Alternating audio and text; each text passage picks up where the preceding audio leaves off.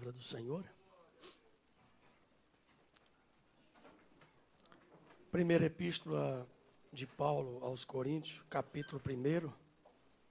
Vamos ler 3 versos.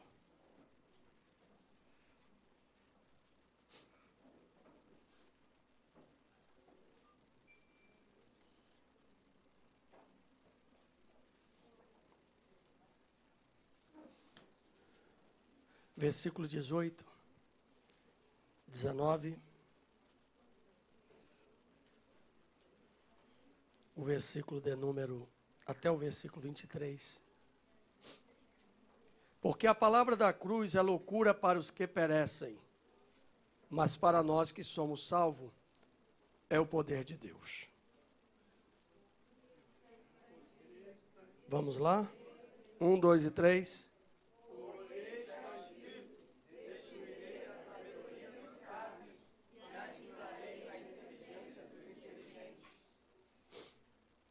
Onde está o sábio? Onde está o escriba? Onde está o inquiridor desse século? Porventura não tornou Deus loucura a sabedoria deste mundo?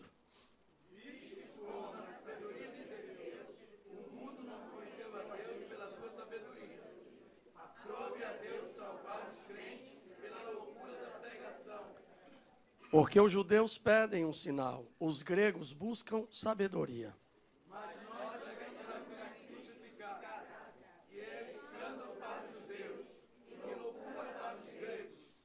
Glória a Deus. Versículo 18. Porque a palavra... é loucura para os que perecem, mas para nós que somos salvos é o poder de Deus. Repita comigo, a cruz. Podeis sentar. Carlos Eduardo, Lucas, toca um hino para nós aí. Depois de tantos louvores bonitos, não posso deixar de cantar o 291.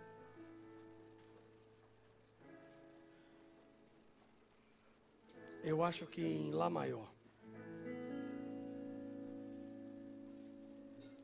O de cruz, não. O de cruz se erigir, dela um dia fugir, com emblema de vergonha e dor. Mas contemplo esta cruz, porque nela Jesus deu a vida por mim, pecador. Sim, eu amo a mensagem da cruz, até morrer eu a vou proclamar. Levarei eu também minha cruz, até por uma coroa trocar. Desde a glória dos céus o Cordeiro de Deus ao Calvário humilhante baixo. Essa cruz tem pra mim atrativo sem fim, porque nela Jesus me salvou. Se eu amo a mensagem da cruz, é correr, eu a vou proclamar. Levarei eu também minha cruz, não por uma coroa trocar. Nesta cruz padeceu e por mim já morreu meu Jesus. para dar meu perdão. Eu me alegro na cruz, dela vem graça e luz para minha santificação.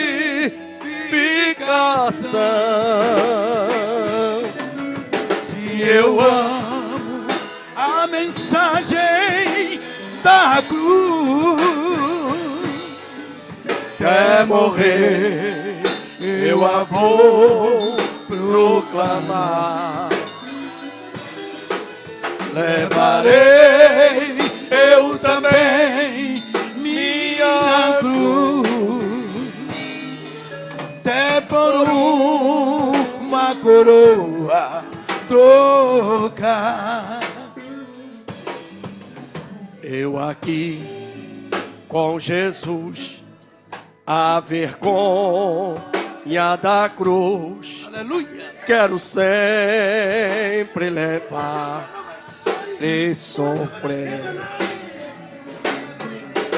Cristo vem me buscar e com ele no lar uma parte da glória hei de ter.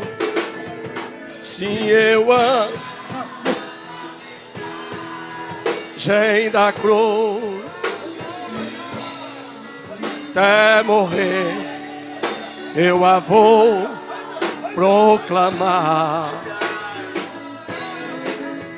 Levarei eu também minha cruz, até por uma coroa trocar. Se eu amo, sim, eu amo a mensagem da cruz, até morrer eu a vou proclamar. Levarei eu também minha cruz, até por uma coroa trocar.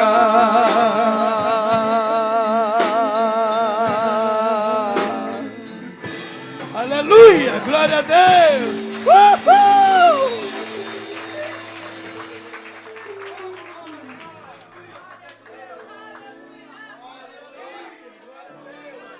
Obrigado.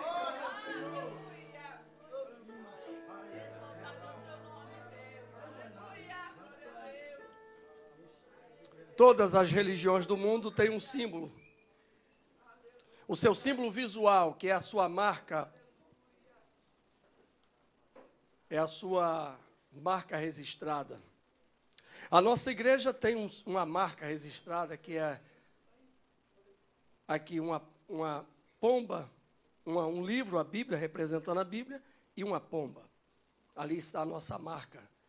Quem, de repente, se acostumar, vai descobrir que, ao passar do tempo, ali significa plena unção.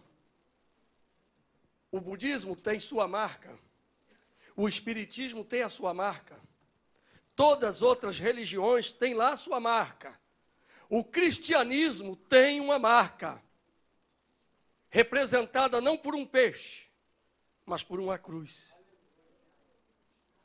A cruz, antes de Jesus, o que era? Era marca de suplício, de tortura, de desprezo e de maldição. Ninguém, se mostrar as algemas para alguém, essas algemas, ao serem mostradas, vai remeter a pessoa que olha, que significa prisão, que significa cárcere, que significa delito, que significa alguma coisa negativa se mostrar as algemas para alguém.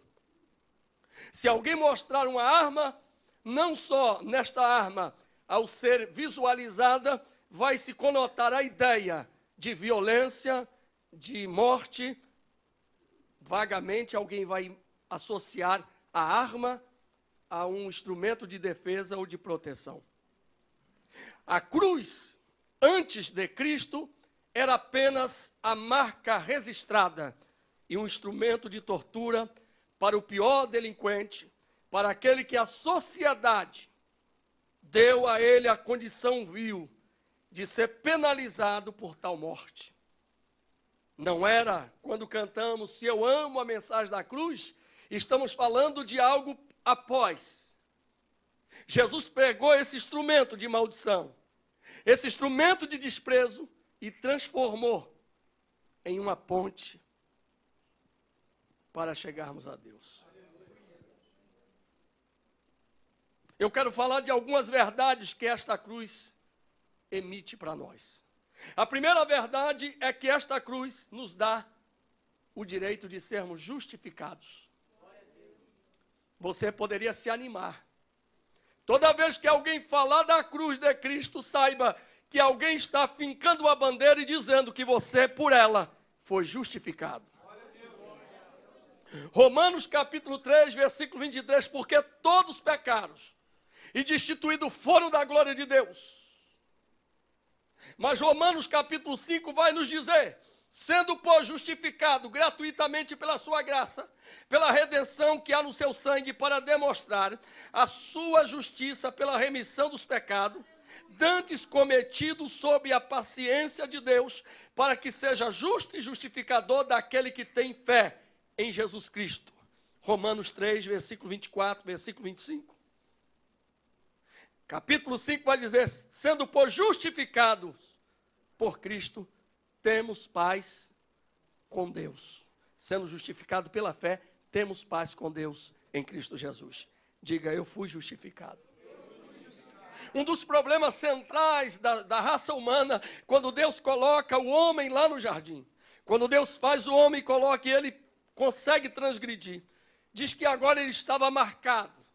E a marca que ele tem na vida é a marca do pecado. E esta marca faz com que ele fique estigmatizado. Ele agora não pode chegar diante de Deus puramente. Diz que o primeiro sacrifício, Deus mata um animal e veste o homem. Deus, através desse gesto, está dizendo que o homem precisava de alguém que o pudesse justificar. E daí sai uma condição da lei que Deus estabelece no Monte Sinai, dizendo que sem derramamento de sangue não há remissão de pecados. Nós precisávamos que alguém nos avaliasse, nos avalizasse, alguém que se colocasse em nosso lugar, alguém que respondesse por nós, porque a Bíblia diz que todos pecaram, indistintamente todos, mas Jesus veio e assumiu a cruz. E a maldição que havia na cruz, diz a leitura oficial, que ele tomou sobre si as nossas iniquidades, tudo que havia de transgressão de terrível, tudo que despertava a ira de Deus quando olhava para mim e para você. Quando Deus olhava para nós, ele não via ocasião de bênção, mas através da cruz de Cristo, ele consegue ver como se fosse uma imagem Full HD. Ele consegue ver exatamente pela lente da sua graça. E quando ele olha para você, quando ele olha para mim, ele não vê mais um pecador fadado ao fracasso, à miséria, mas ele vê um redimido. Ele vê alguém que foi justificado. Ele vê alguém que foi banhado pelo seu sangue. Aleluia. Aleluia. A ira de Deus estava propensa, estava destinada. Diz a Bíblia lá em Romanos, no capítulo 5, que dificilmente alguém ousa morrer por alguém que seja bom. Mas pode ser que alguém se anime. Mas prova a Deus o seu amor para conosco. Que nós, sendo inimigos, Cristo morreu ao seu tempo. Imagine, você era inimigo, eu era inimigo de Deus. Mas Jesus nos tornou justificado e nos reconciliou. E aleluia. Camanarás. É muito forte isso. Não dá para pregar sem sentir. Essa justificação dá o direito do crente andar de cabeça erguida. Sabe por que todas as vezes que você vem para a igreja, o diabo luta de tudo para você não vir? Sabe por que o diabo tem raiva e ira de você e você está dizendo, pastor, porque eu passo por tanta prova, por tanta luta? É porque quando você estava chamuscado do pecado, na maldade, você era inimigo de Deus, a qualquer hora você ia ser ceifado, morrer, mas Jesus te justificou. Agora você tem um passaporte carimbado, o seu nome está escrito no livro da vida, você tem de Deus a herança. Diz Paulo lá em Efésios capítulo 1, versículo 3, que nós fomos abençoados com toda sorte de bênçãos espirituais em Cristo Jesus. E Ele nos predestinou antes da fundação do mundo. Não é uma predestinação fatalista de Calvino, é uma predestinação que em Cristo Jesus, todos que olham para Ele, serão salvos, redimidos e santificados. Todos aqueles que antes estavam afastados, Ele aproximou, e você pode dar um glória a Deus aí, porque você hoje tem direito a esta graça. Mas pastor, eu faço campanha, pode fazer a campanha, mas eu quero dizer que o livrão de Deus já está assinado, dizendo, eu já deixei assinado todas as bênçãos melhor, inerentes para Ele. Então, toma posse da tua vitória. Mas quando eu falo de bênção, eu não falo de carro novo, de casa nova, porque maior do que tudo isto, disse Paulo, que se a nossa esperança fosse apenas aqui nesta vida, seríamos os mais miseráveis de todos os homens. A nossa esperança vai além daqui, a nossa esperança é o céu, a minha riqueza. Por que eu estou aqui glorificando a Deus? É porque Jesus me justificou. O diabo não pode ter perdão. Por que Deus não pode perdoar? O diabo não pôde perdoar. Deus não é que não pôde. É porque ele não tinha razão nem motivo para pecar. Ele era um ser perfeito. Entre o paralelo que Paulo faz de Adão e Jesus, Adão não tinha razão nem para pecar. Jesus se tornou humano. A Bíblia diz que o verbo se fez carne e habitou entre nós, cheio de graça e de verdade. Sabe por que Deus me entende, Deus te entende? É porque no primeiro plano, no primeiro objetivo, quando Deus coloca Adão, quando Deus faz Adão e coloca ele no jardim, Adão, ele não tinha a ideia da dimensão do que é o grande amor de Deus. É como aquele filho que você dá a ele todo o carinho, todo o amor, e você nunca diz não para ele. Ele não sabe a realidade do mundo lá fora. Então, no segundo momento, Deus envia ele como vindo na forma humana. Ele se aniquilou como forma humana, tomou forma de ser humano. Como o servo se humilha, ele tem que viver todo o drama, toda a tragédia do ser humano, mas ele não pecou. E a maior vitória é que o diabo batalhou desde o seu nascimento. Alguns pregadores dizem que quando Jesus morreu, diz que lá no inferno houve festa. Não houve não, porque a grande luta do diabo é para que Jesus não cumprisse a sua missão. Alguém que disse para você que quando Jesus morreu, o diabo fazia o carnaval lá no inferno e tal, e trouxe a escola de samba e tal e tal. Aí Jesus chegou no terceiro dia e tomou a chave, o diabo ficou tristinho. Não houve isso não, gente. Não houve isso.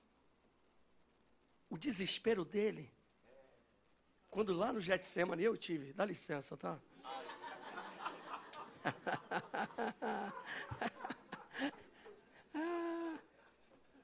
Quando ele transpira gotas de sangue, quando ele antevém o fato que vai suceder na vida dele, naquele horto, aquelas árvores assim, e ele começa a chorar, e ele começa a transpirar, e o seu suor se transforma em grandes gotas de sangue.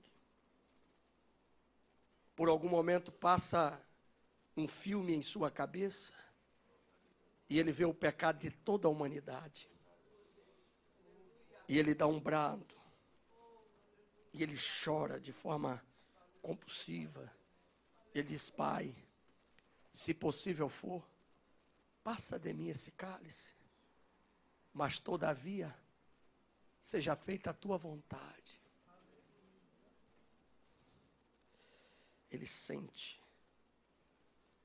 ele se quebranta. Aleluia. Até ali o inimigo pensa, bom, ele ainda há tempo dele desistir. Ele passa pelas piores afrontas na noite que antecede a sua crucificação. Ele é envergonhado, ele é flagelado, ele é levado a uma tortura sem precedente. Mas Isaías vai dizer, e ele como ovelha muda, não abriu a sua boca.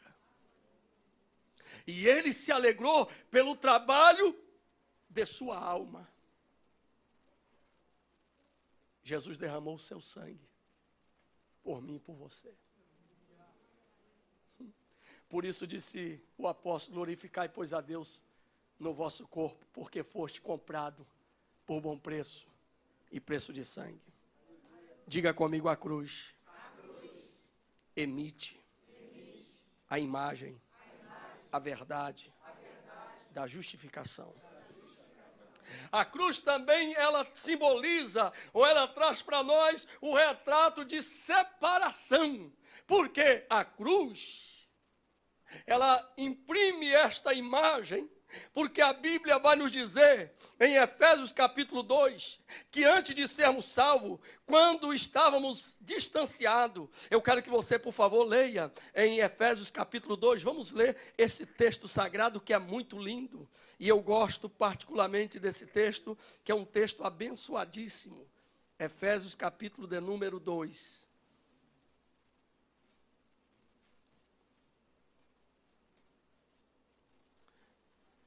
Eu vou ler alguns versículos, mas o que mais quero é ler o versículo de número 12 e o versículo 13. Mas vou ler primeiro o versículo 1, 2 e 3.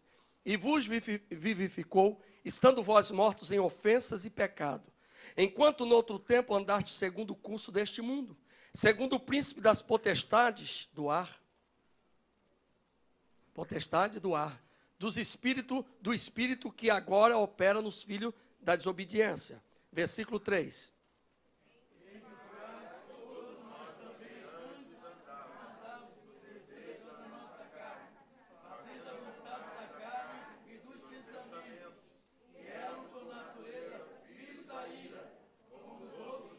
Diga comigo, filhos da ira.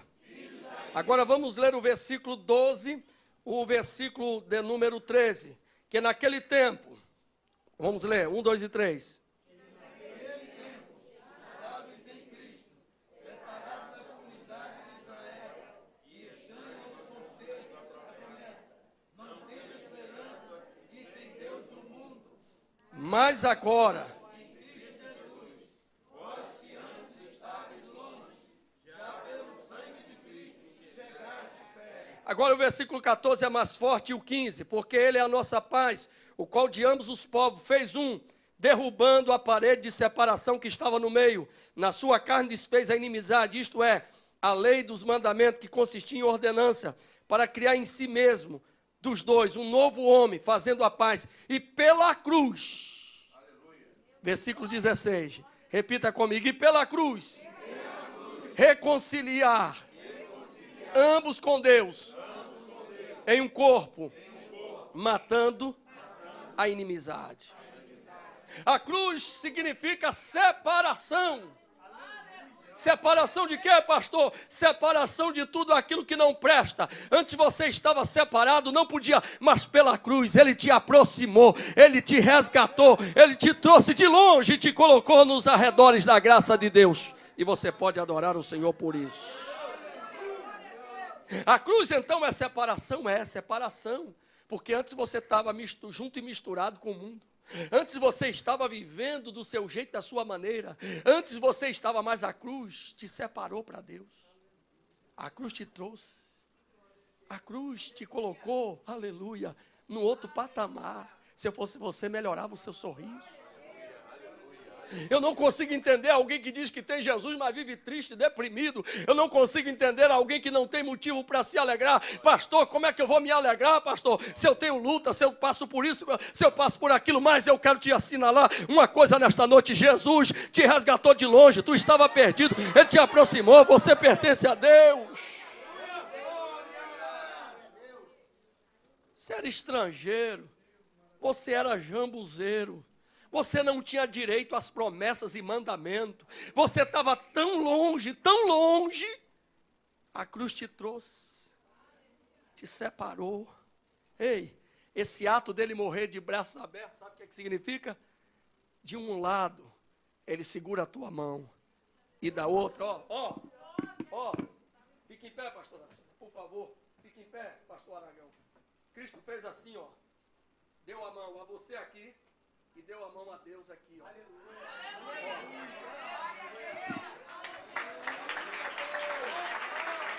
Você estava distante, separado. A Bíblia diz que por natureza éramos filhos da ira. Diga, eu era filho da ira.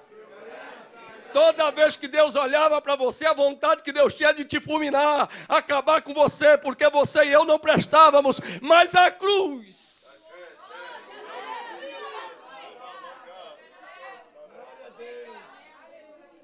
Pode fazer a igreja, presbítero Diogo, presbítero José Veríssimo, presbítero Lorival e Ivan, presbítero da igreja.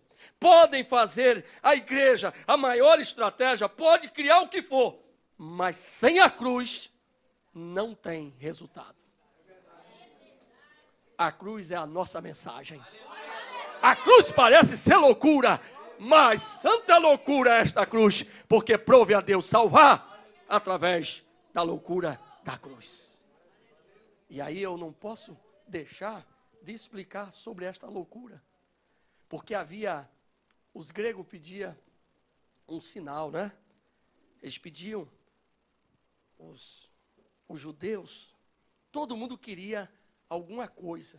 E aí Paulo diz, olha, mas a loucura da cruz. Por que a loucura? Era loucura porque hoje nós estamos há 2000 anos à frente. Você falar que alguém, e eu estava estudando lá, a expectativa era do Messias. O intérprete que estava nos levando, eu perguntei sobre, ele contando da história da Bíblia, de Jesus, não sei o quê. Ele disse, não, eu acredito em Jesus, mas não Jesus o Messias. A maioria dos judeus não aceita Jesus como Messias. Porque eles esperavam um Messias que viesse num cavalo alado, com exército, tirasse do poder de Roma e com a sua espada vencesse.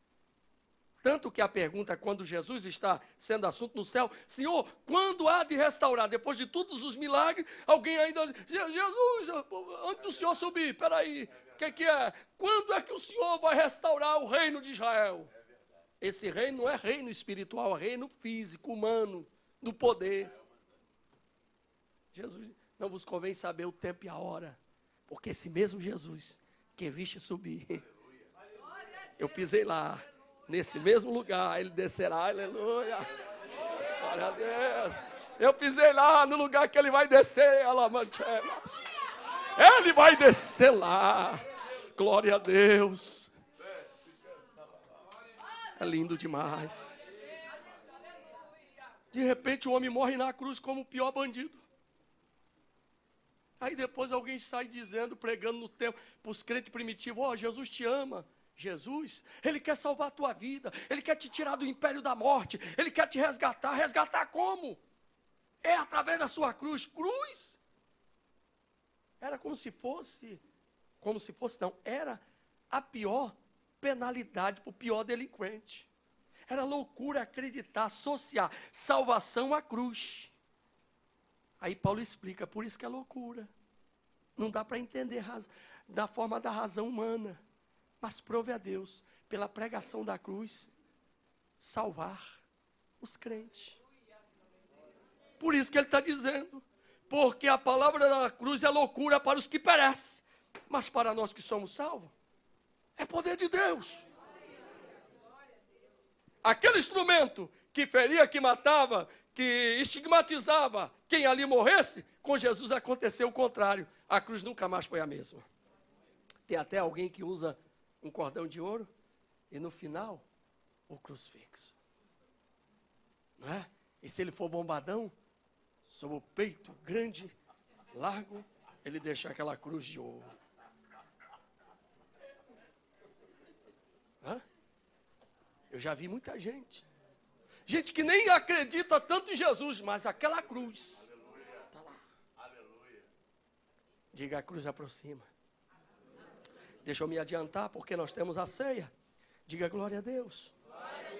Vamos ler Tiago capítulo 4, versículo 4. Eu estou sentindo que a gente tem que ler esse versículo. Tiago capítulo 4, versículo 4. Estou falando de separação. É muito forte isso. Você está separado. Você agora é amigo de Deus.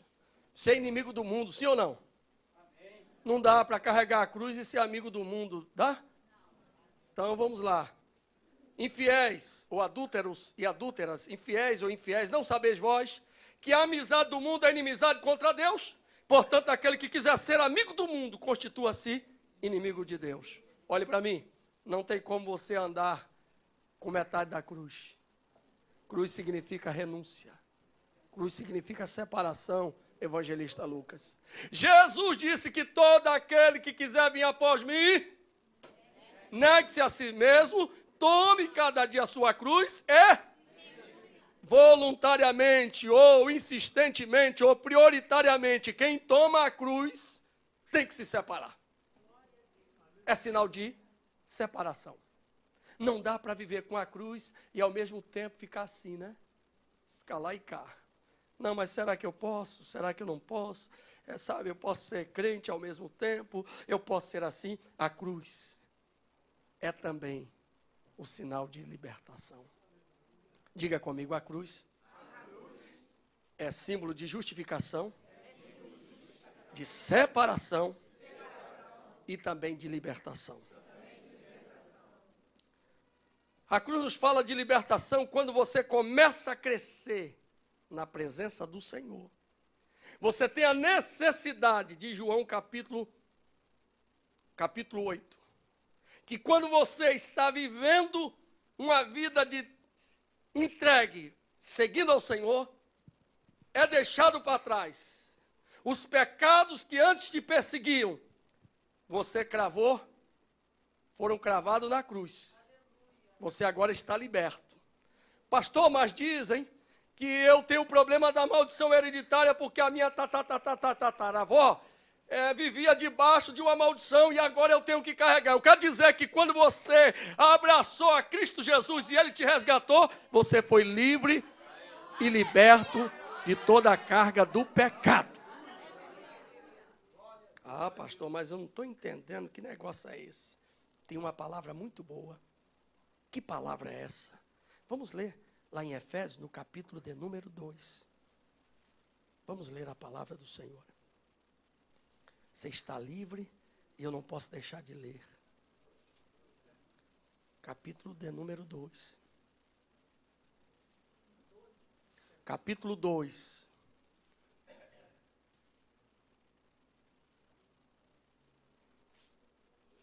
Capítulo 2, versículo de número 20, 21 e 22. Edificados sobre o fundamento dos apóstolos, dos profetas, de Jesus Cristo, que é a principal pedra de esquina, Efésios capítulo 2, 20, no qual todo edifício bem ajustado cresce para templo santo no Senhor, no qual também foste juntamente, no qual também vós juntamente sois edificados para a morada de Deus no Espírito. Diga comigo que se eu estou livre e liberto, eu sou morada, residência do Espírito Santo. Mas esse versículo fala de uma coisa importante, que esta libertação me proporcionou, e aí Jesus conta a parábola do valente. Jesus disse, olha, o homem valente não se pode entrar na casa do outro sem primeiro malhatá-lo. Porque chega um outro mais valente, tira dele a sua espada, Jesus está falando dele, que através da cruz, o valente estava lá, os demônios estavam lá. Ele, através da cruz, despojou, venceu, tirou todo o poder das trevas e agora levou para o coração desse crente uma nova vida. Levou o Espírito Santo. Agora ele é templo, ele é um edifício, ele está liberto. Pastor, mas eu ainda tenho um probleminha lá. Todo mundo tem problema, meu amado. Nunca vai deixar. Mas a libertação da sua alma, você já está livre e lavado pelo sangue do Cordeiro. Você não está liberto. Ou uma pessoa que estava na igreja com uma dificuldade para ser liberto do cigarro, um problema muito sério, não conseguia. E aí alguém falou para aquela irmã, não, você pode se batizar assim. Eu disse, olha, a senhora não se batize dessa forma, porque a senhora precisa estar completamente liberta, consciente, porque disse Jesus, se o Filho vos libertar, verdadeiramente sereis livres. É Jesus que liberta você. E foi através dessa cruz que ele rompeu com o império das trevas. Ele acabou contigo, com tudo. Ele acabou exatamente com aquilo que havia de pior para te aprisionar, que era o pecado. As amarras do pecado foram quebradas. As algemas do pecado foram quebradas. Então você glorifica, porque a cruz é sinal de libertação. Quem está livre aqui pelo sangue de Jesus? Ao ouvir o testemunho do missionário Robson Domingo, quem aqui estava? Coisa maravilhosa, todos nós choramos, todos nós ficamos assim pensativos. Como é que alguém pode imaginar que aquele rapaz que vivia no homossexualismo, que vivia naquela situação, agora está livre e liberto? Se eu perguntar aqui, quem um dia viveu caído na sarjeta, que um dia estava vivendo no pecado, mas agora está liberto. Olha, sabe, o melhor plano do governo, o projeto social que possa libertar, resgatar, até lá na Cracolândia, já criaram clínicas, já estabeleceram tantas coisas para recuperar os nossos jovens, mas sabe de uma coisa, parece que o número aumenta mais, porque ninguém pode libertar, a não ser a cruz de Cristo Jesus, ainda que tenha boa intenção. O governo pode investir milhões e milhões e milhões para tentar resgatar os jovens, são apenas paliativos. Olha, mas nós temos que entrar com educação, nós temos que entrar com projeto social, pode fazer de tudo, porque esta libertação primeiro é na alma, é no espírito, para depois ser no consciente da vida. Hoje Jesus veio para salvar e libertar através da sua cruz. Ele morreu para nos libertar do pecado e da maldade. Você pode ter certeza de uma coisa, há muita gente que gostaria de estar livre, muita gente gostaria de estar feliz, livre. Eu estou livre. E esta palavra liberdade hoje é confundida com esta anarquia em que eu posso fazer tudo, falar de tudo. Não, olha, não interessa. Se você quer ser homossexual, você pode. Isso é liberdade e tal. E aí colocaram lá uma marcha de umas mulheres esquisitas e disseram, não importa se eu fiquei com homem ou com mulher, o importante é que eu fui feliz. Que feliz?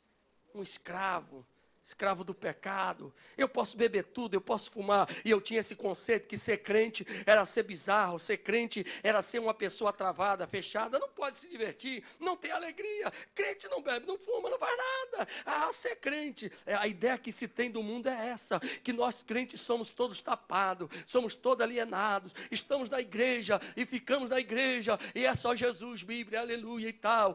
Cadê? Os crentes não são. Essa ideia que o diabo colocou, essa mentira grande aí no mundo, de que crente é todo deprimido, vive na base do diazepam, vive triste. Pelo contrário, o crente é feliz. Sabe por quê? Porque o crente pode beber, mas não bebe, porque tudo é lícito, mas nem tudo me convém. A liberdade dele é Cristo Jesus.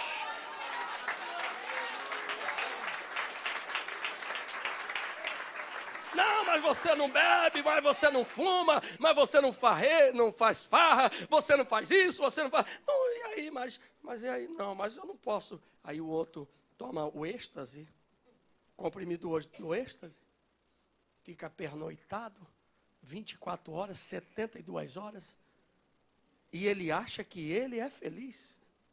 Ele acha que ele pode ser feliz. Ele acha que tem condição de ser feliz. Tem lugares aqui, tem lugares aqui também. A felicidade através da libertação.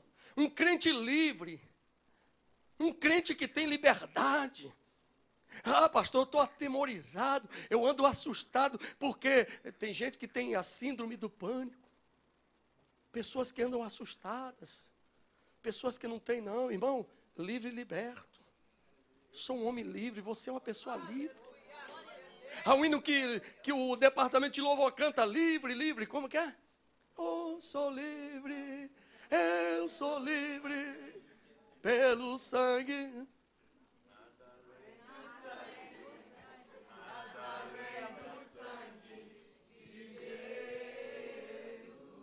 Essa liberdade que você quer, porque a cruz, ela não só justifica, não só afasta, não só faz separação, como ela também te liberta. Foi através da cruz. Quem olha para você, sabe que você passou pela cruz, e quando você passou pela cruz, os seus pecados, os grilhões foram quebrados, e hoje você é livre pelo sangue de Jesus, porque esta cruz te deu este legado. Eu olho andando pelas ruas desta cidade, o rosto, faces tristes.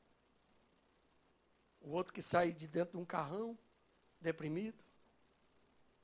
A madame que tem tudo para ser feliz, mas diz, eu não consigo ser feliz.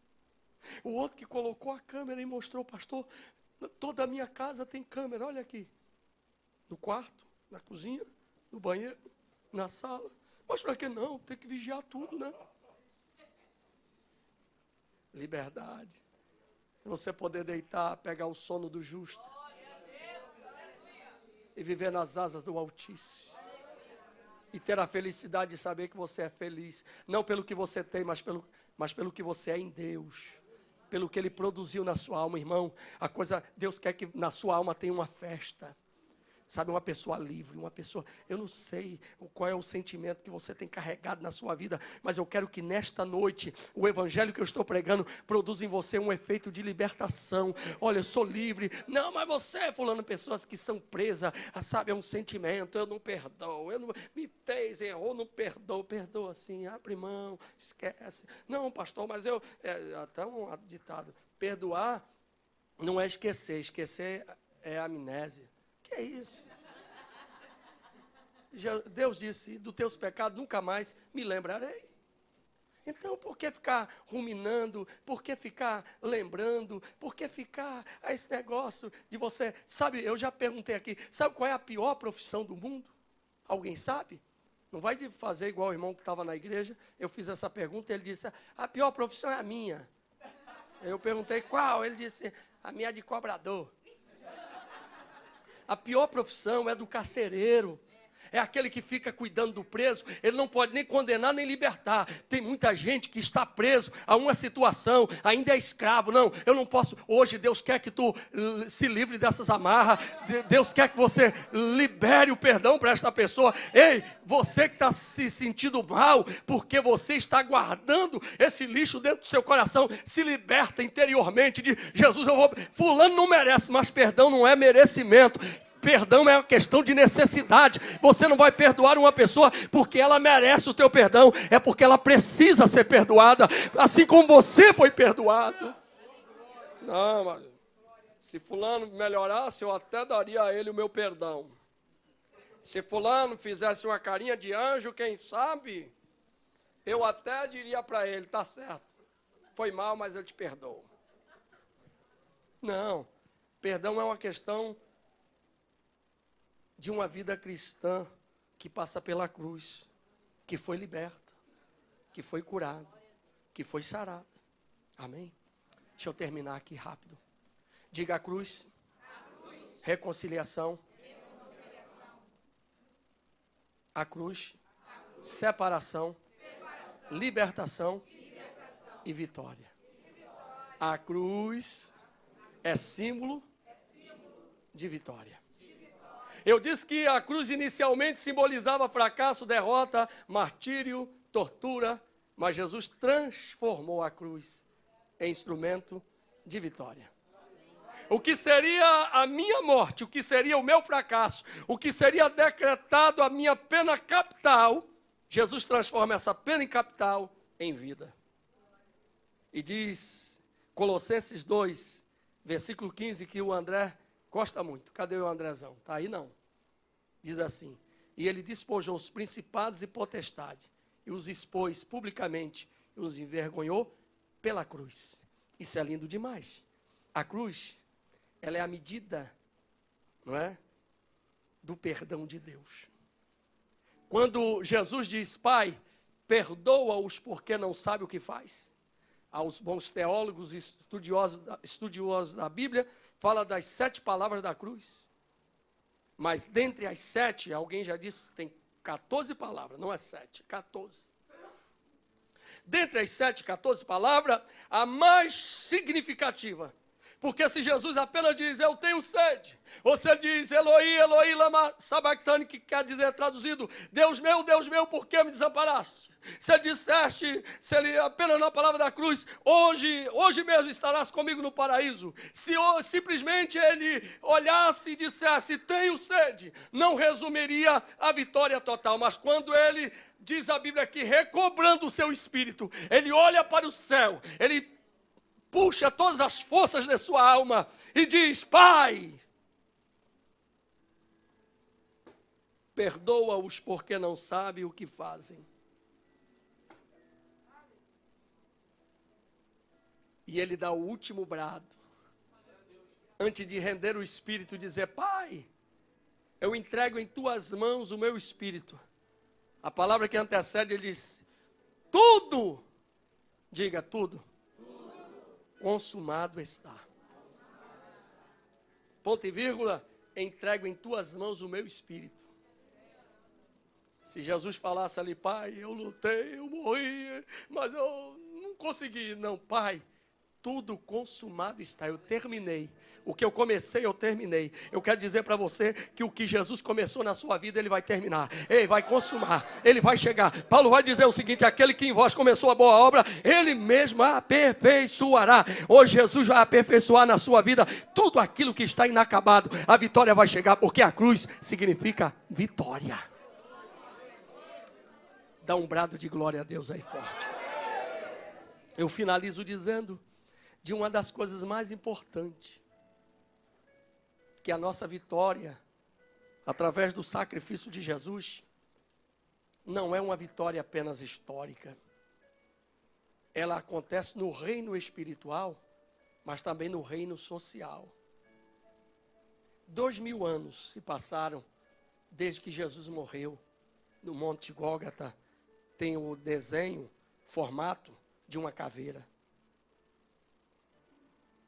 Naquela cruz, quando ele morre, muita gente, depois da morte de Jesus, a perseguição dos romanos, no filme de Ben-Hur, há um sacrifício dos romanos de uma cidade a outra de cruzes.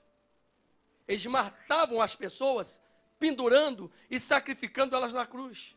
Na trajetória, no filme de Ben-Hur, e isso é histórico, você vai ver que muitos mártires morreram aonde passava a guarnição dos romanos. Estava lá os mártires, pessoas que morreram, pessoas que não concordavam. Nenhuma daquela cruz entrou para a história. Nenhuma daquela cruz deu como relato ou como um fato histórico para que fosse a cruz do fulano. Nem Pedro, que morreu na cruz de cabeça para baixo, alguém escreveu um livro para falar da cruz de Pedro. Não tem. Apenas um relato. Mas a cruz que Jesus morreu, ela se torna a mais importante. Porque ele selou a vitória da humanidade. Termino dizendo, vamos para Isaías 53. E eu termino exatamente aí. Pode continuar tocando, Lucas?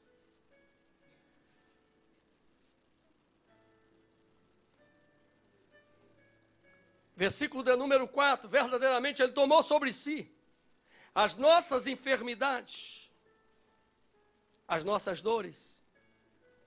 E alguém já pregou dizendo que Jesus levou na cruz todas as enfermidades. Não. Na cruz de Jesus ele não levou as enfermidades. Ele levou sobre si. Ele desfez. Ele desfez todas. Aí alguém diz, mas por que tem gente doente? Isso aí é uma outra pregação. Verdadeiramente ele tomou sobre si as nossas enfermidades, as nossas dores, e levou sobre si. E nós o reputamos por aflito e ferido de Deus e oprimido. Mas ele foi ferido por causa das nossas transgressões, e moído por causa das nossas iniquidades. E o castigo que nos traz a paz estava sobre ele. E pelas suas pisaduras, quando a sua mão é rasgada, quando o seu lado é perfurado por uma lança, que sai todo o sangue e por último o plasma, não ficando mais nada. Quando ele perde toda o seu sangue, o sangue do seu corpo, diz que sai sangue e água. Na verdade ali, o plasma, saiu tudo. O que seria a derrota? O seu sangue nos garantiu a vitória. Diga comigo, ele morreu por mim. E eu estou em vitória. Você pode aplaudir ao Senhor.